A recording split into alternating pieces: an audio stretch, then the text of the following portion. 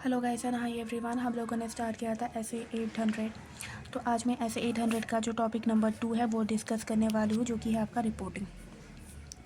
इसमें पहला पॉइंट है, ये कह रहा है कि अगर जनरल पर्पस फाइनेंशियल स्टेटमेंट में कोई मैटर है जो कि ऑडिटर चाहता है कि वो स्पेशल पर्पस फाइनेंशियल स्टेटमेंट में क्या करे, रिपोर्ट करे, तो वो कौन से पैरा में रिपोर्ट करेगा? वो OM अदर मैटर पैराग्राफ में क्या करेगा, रिपोर्ट करेगा। तो फर्स्ट पॉइंट यही है बच्चों का। If auditor believe that any matter in a general purpose financial statement need to be reported in a special purpose financial statement, then he मतलब auditor will report in a OM paragraph in a special purpose financial statement। उसके बाद ये कह रहा है कि user alert financial statement are prepare as per special purpose financial statement. User को alert करना पड़ेगा ऑडिटर को, किसके रिगार्डिंग? कि फाइनेंशियल स्टेटमेंट जो है वो बने हैं, प्रिपेयर हुए हैं as per the special purpose financial framework. अब बात आती है कि अलर्ट करने की ज़रूरत क्यों है। अलर्ट करने की ज़रूरत क्यों है ऑडिटर को? क्योंकि कभी कभी क्या होता है, जो आपका स्पेशल पर्पस फाइनेंशियल स्टेटमेंट है ना, वो किसी दूसरे पर्पस के लिए भी क्या होता है, यूज़ होता है। तो पहला पॉइंट है आपका, स्पेशल पर्पस फाइनेंशियल स्टेटमेंट में B use for the other purpose.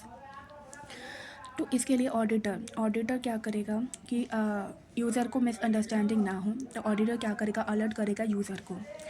किस में अलर्ट करेगा? वो EOM ऑर्डर मैटर पैराग्राफ में अलर्ट करेगा कि जो फाइनेंशियल स्टेटमेंट है वो बने हैं as per special purpose framework, और वो जो है वो सूटेबल नहीं है किसी भी अदर पर्पस के लिए। तो to avoid misunderstanding and to alert user, auditor explain in EOM para other matter paragraph that financial statement are prepare as per SPF का मतलब special purpose framework and may not suitable for the any other purpose, और वो किसी दूसरे purpose के लिए suitable नहीं है। और ऑडिटर ये भी बताएगा, क्या बताएगा कि ये जो बने हैं आपके, वो किस लिए बने हैं, वो स्पेसिफिक यूज़र के लिए बने हैं, वो किसी भी जनरल यूज़र के लिए नहीं बने।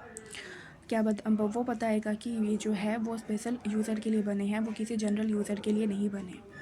Indicate that audit report is only for the specific user and not use by any other person. कोई दूसरा पर्सन जो है वो इसको यूज़ ना करे। तो रिपोर्टिंग में हमने पहले क्या देखा? रिपोर्टिंग में बच्चों हमने पहले ये पॉइंट देखा कि अगर ऑडिटर को ऐसा लगता है कि कोई भी जनरल पर्पस फाइनेंशियल स्टेटमेंट में कोई एक ऐसा मैटर है जो कि उसको रिपोर्ट करना है स्पेशल पर्पस फाइनेंशियल स्टेटमेंट में, तो वो OM ऑर्डर मैटर पैराग्राफ में क्या करेगा, रिपोर्ट करेगा।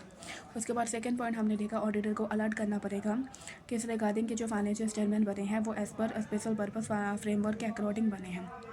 अलर्ट करने की ज़रूरत क्यों पड़ती है? क्योंकि पहला पॉइंट है आपका, जो आपका स्पेशल पर्पस फाइनेंशियल स्टेटमेंट है वो किसी दूसरे पर्पस के लिए यूज़ हो सकता है, इसलिए ऑडिटर क्या करेगा, अलर्ट करेगा यूज़र को, जिससे कि यूज़र को मिसअंडरस्टैंडिंग ना हो।